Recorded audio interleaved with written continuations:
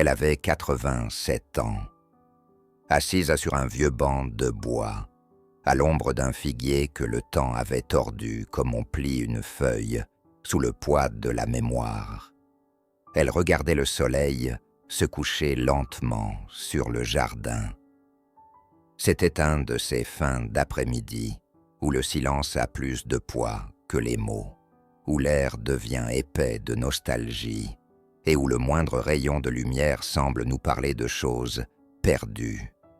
Elle portait un foulard bleu noué derrière la nuque, et ses mains, striées de 1000 souvenirs, caressaient machinalement un chapelet sans qu'elle ne s'en rende compte. Ce jour-là, elle m'a dit une phrase, une seule, une phrase qui a fissuré ma vision de l'amour, comme un coup de tonnerre dans un ciel d'été. L'amour, ce n'est pas ce que tu ressens, c'est ce que tu choisis de donner, même quand tu ne ressens plus rien. Je suis resté silencieux, figé, incapable de répondre. Je savais au fond de moi que je venais d'entendre une vérité brute, une vérité nue, une vérité qui ne venait ni des livres, ni des réseaux, ni d'un quelconque expert en relations autoproclamé. Non, elle venait de la vie, de celle qui est vécue, traversée, endurée et aimée, profondément. Aujourd'hui, c'est à toi que je veux la transmettre, pas comme une belle citation qu'on partage sur une story, mais comme un feu qu'on passe à un autre homme. Parce que ce feu-là, c'est celui qui éclaire les longues nuits du doute, celui qui réchauffe quand les papillons se sont envolés, quand le désir devient silence et que ne reste que la vérité nue. L'amour n'est pas un frisson, c'est une décision. Ma grand-mère n'avait aucun diplôme. Elle n'était pas psychologue ni coach en relations. Elle n'avait jamais ouvert un livre de développement personnel. Et pourtant, elle comprenait l'amour mieux que tous les experts que j'ai pu écouter. Elle avait aimé un seul homme, et cet homme l'avait aimée pendant 52 ans. Pas parce qu'elle était parfaite, pas parce qu'il n'avait jamais crié, pleuré ou douté, mais parce qu'il connaissait les 3 piliers silencieux sur lesquels repose un amour qui dure. Ce soir-là, juste avant qu'elle ne parte, elle m'a confié ces 3 vérités, des vérités si simples, si humaines et pourtant si puissantes, qu'elles peuvent bouleverser ta manière de séduire, d'aimer, de comprendre une femme, et surtout, de te comprendre toi-même. Alors écoute-les, pas avec ton oreille, avec ton âme. Premier, la présence est plus séduisante que le charme. Ma grand-mère m'a dit, un homme qui regarde une femme comme si elle était précieuse, la rend précieuse. Ce n'est pas une belle phrase, c'est un principe fondamental. En psychologie, on parle de biais de validation externe. En d'autres mots, une personne finit par croire ce que les autres projettent sur elle. Et ça, mon grand-père l'avait compris. Il n'était ni riche, ni particulièrement beau.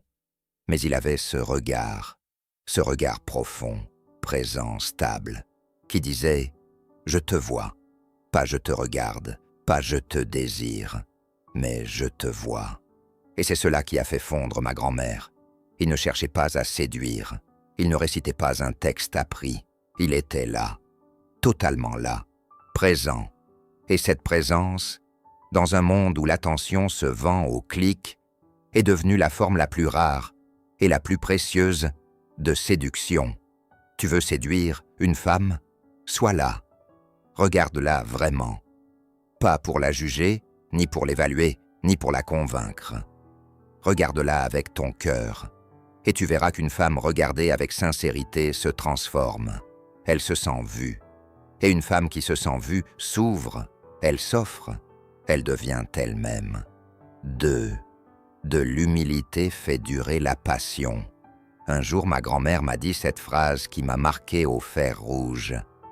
Le problème des couples modernes, c'est qu'ils préfèrent avoir raison plutôt que d'être heureux.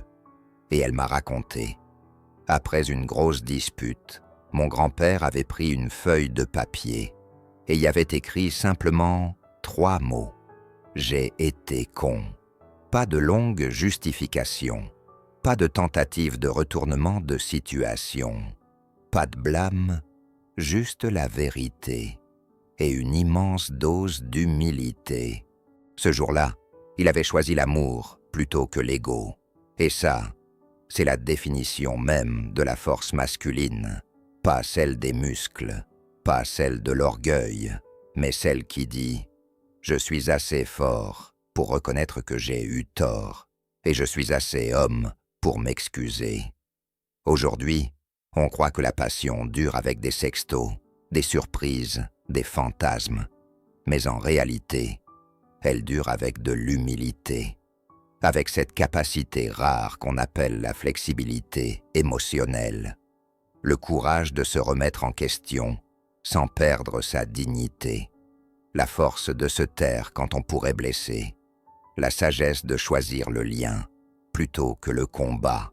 3e, l'amour commence quand le désir s'essouffle. Je ne m'attendais pas à ce que ma grand-mère me dise ça, mais c'est sorti tout doucement, comme un aveu. Ce n'est pas pendant la lune de miel qu'on découvre si c'est de l'amour, c'est quand tu n'as plus envie, mais que tu choisis quand même de rester. Ce n'est pas très vendeur, je sais. On préfère les histoires de passion, de feu, de frissons et de soupirs. Mais le véritable amour ne se dévoile qu'après la tempête, quand le corps ne réclame plus, quand les mots sont devenus silence, quand l'ordinaire remplace le spectaculaire. C'est là que commence l'amour véritable. Mon grand-père avait tout perdu un jour, son travail, sa fierté, sa lumière. Il rentrait à la maison le regard vide, cassé. Et ma grand-mère, elle est restée. Pas parce que c'était romantique, pas parce qu'elle se sentait comblée, mais parce qu'elle savait. Elle savait que l'amour se prouve dans l'épreuve, que la fidélité ce n'est pas ne jamais douter, c'est choisir de rester quand tout nous dit de fuir. Alors si tu es tenté de courir après la nouveauté, les papillons, les jeux de pouvoir, arrête-toi, demande-toi, suis-je capable d'aimer même quand le feu s'est éteint? Parce que c'est là que commence la séduction la plus puissante, celle qui ne s'adresse pas à la peau, mais à l'âme. Une dernière leçon, avant qu'elle ne parte, avant de quitter ce monde. Elle m'a regardé droit dans les yeux, et elle m'a dit, d'une voix calme, douce, mais ferme, « L'amour, ce n'est pas trouver quelqu'un qui te complète, c'est devenir complet pour mieux aimer l'autre. » Cette phrase, elle a bouleversé ma vie, parce qu'elle m'a appris que le véritable amour ne naît pas d'un besoin, mais d'un trop-plein, qu'il ne commence pas quand on cherche quelqu'un, mais quand on est quelqu'un. Tu n'as pas besoin d'être parfait pour être aimé. Tu as juste besoin d'être vrai. Et plus tu deviens vrai, plus tu deviens libre. Et plus tu es libre, plus tu peux aimer sans attendre de retour. Alors maintenant, à toi. Si ces paroles résonnent quelque part en toi, si tu sens que quelque chose a bougé en silence, écris-moi. Partage ce que ta grand-mère t'a transmis ou ce que tu viens de comprendre sur l'amour. Parce que cette chaîne, amour stoïque, ce n'est pas une chaîne de séduction, c'est une forge, un endroit où on façonne des hommes solides, sensibles, présents, des hommes capables d'aimer sans se perdre, des hommes qui transforment les femmes, non pas avec leur apparence, mais avec leur présence. Et si tu veux recevoir chaque jour une dose de vérité nue, d'amour profond et de sagesse virile, alors abonne-toi, parce qu'ici, l'amour n'est pas un jeu, c'est un art. et tu es en train de devenir un artiste.